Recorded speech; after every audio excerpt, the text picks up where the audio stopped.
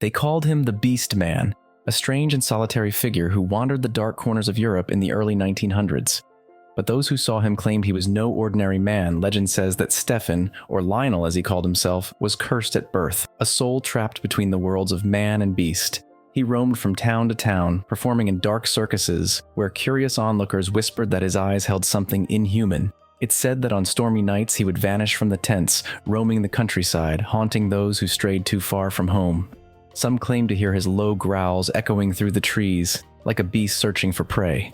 To this day, people still wonder, was he just a man with a condition or something far more sinister? Be careful where you wander on dark nights, for the Beast Man might still be watching. Subscribe for more chilling stories from the depths of history. June 28, 1997, the MGM Grand in Las Vegas witnessed one of the most shocking moments in sports history.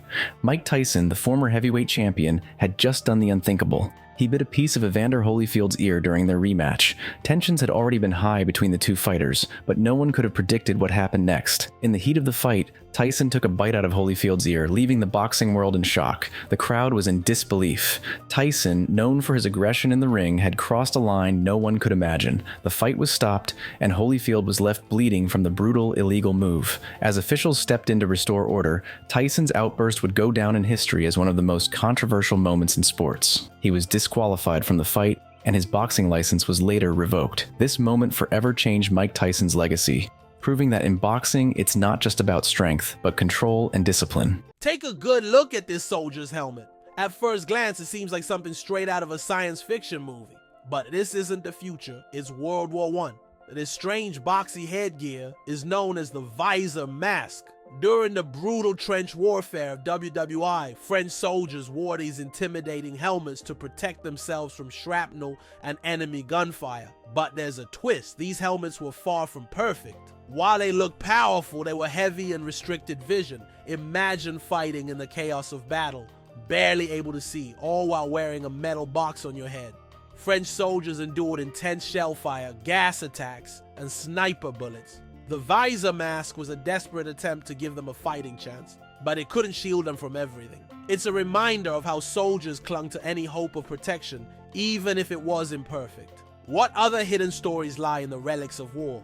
Subscribe to uncover more secrets from history's darkest moments. In 1956, animal trainer Robert Body had a unique act, or so the audience thought. What seemed like harmless entertainment, dressing dogs as lions, hides a darker tale that few know. According to legend, these masks were more than costumes. They were crafted from the remains of animals that once prowled the circus grounds.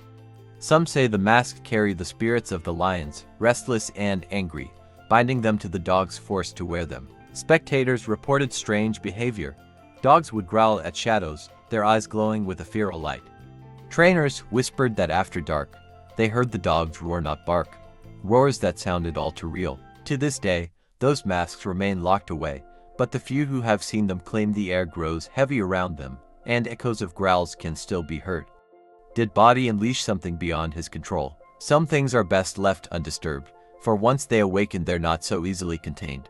Subscribe for more tales from the dark corners of history. Believe it or not, long before they became Mr. Bean and Dr. House, Rowan Atkinson and Hugh Laurie shared the screen as British soldiers in one of the most beloved British sitcoms of all time, Blackadder. Rowan Atkinson, famous for his silent, bumbling character Mr. Bean, plays Captain Edmund Blackadder, a cynical and witty officer trying to survive the chaos of World War I. And beside him, a young Hugh Laurie, years before he'd become the sarcastic and brilliant Dr. House. Here, he plays Lieutenant George, a cheerful but hopelessly naive soldier under Blackadder's command. Together, they created comedic magic, blending sharp wit with slapstick humor in a way only British comedy could.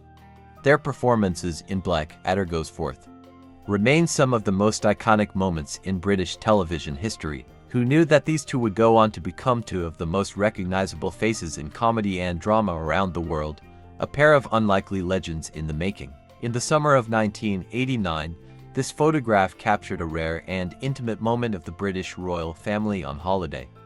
A time when the world saw not just a royal family, but a family like any other. Princess Diana, the people's princess, known for her grace, kindness, and the unique way she connected with people from all walks of life. But here, she's simply a mother, enjoying a peaceful break with her sons. Beside her, Prince Charles, heir to the throne, balancing the weight of royal duty with the responsibilities of fatherhood. Next to him, Prince William, just 7 years old, already poised with the same quiet strength that would one day mark his public life. And there's young Prince Harry, full of energy and mischief, flashing a smile that would endear him to millions across the world. Behind the grandeur and the crowns, they are simply parents and children sharing a brief moment of peace before returning to a life lived in the spotlight. In the vast, untamed steppes of the Kazakh SS are in the 1950s, a way of life few can imagine still flourished. This is no ordinary man. He is a descendant of warriors, hunters, and nomads who've lived off this land for generations. In his hands are Wolf pups, symbols of resilience, loyalty, and the harsh beauty of the wilderness. A rifle by his side, a reminder that in this remote land, survival is earned, but it's not for the hunt today. It's a symbol of protection against wolves, bandits, or whatever dangers the wild may bring. Behind him, the heart of nomadic life, the yurt. A mobile home for those who traverse these endless plains, always moving with their herds, following the seasons. In a world so distant from ours, this man lives by the laws of the steppe, holding on to traditions that the modern world has all but forgotten. Would you survive in his shoes?